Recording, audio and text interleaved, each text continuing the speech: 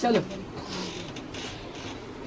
ध्यान दो, सबसे पहले हम क्या लिए कि एम और एम डैश एक अवतल दर्पण लिए, जिसमें से हम ये क्या दिए प्रधान अक्ष, और ये आपका क्या हो गया ध्रुव, और ये आपका फोकस, ये हो गया वक्रता केंद्र। हमेशा इसकी दूरी और इसकी दूरी हमेशा सेम रखना।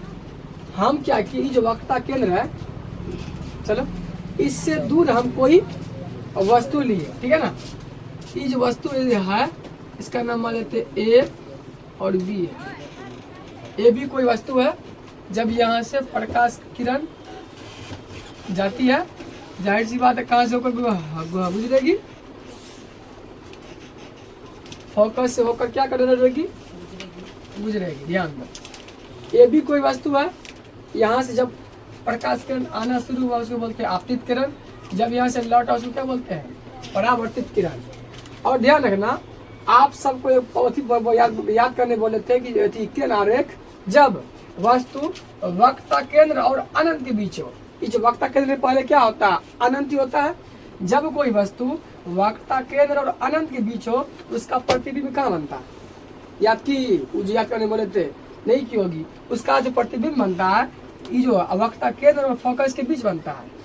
पहला जो कहाँ से गया किरण, सीधे गया, स्ट्रेट गया, फिर कहाँ से होकर गुजरा, फोकस हो गया। उसके बाद फिर एक किरण जाएगा, ये कहाँ से जाएगा, ये आपका ये सेंटर है सी, यहाँ से जाएगा।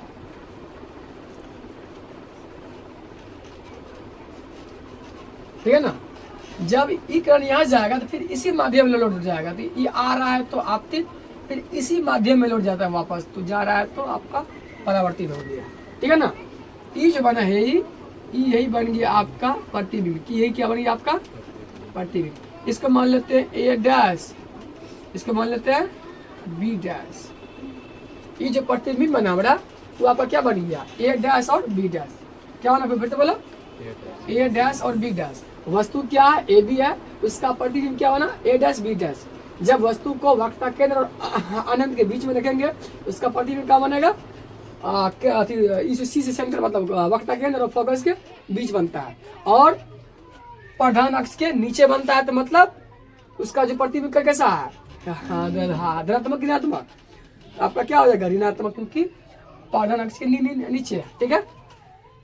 इसी में आपको सिद्ध करना है 1/b प्लस 1/u बराबर 1/f। इसको लाने के लिए आपको इसमें 4 त्रिभुज, पहला देख लो त्रिभुज ये त्रिभुज ए बी सी, इसका बात कर रहे हैं। दूसरा ए डैश बी डैश सी, मतलब ये। ठीक है। तीसरा ए डैश बी डैश एफ, तीसरा ये हो गया त्रिभुज। चौथा सुनना, इसको मान लेते हैं एन नाम, और इसके समानांतर हम एक फाड़ लेते हैं लकीर, इसको मान लेते हैं एस।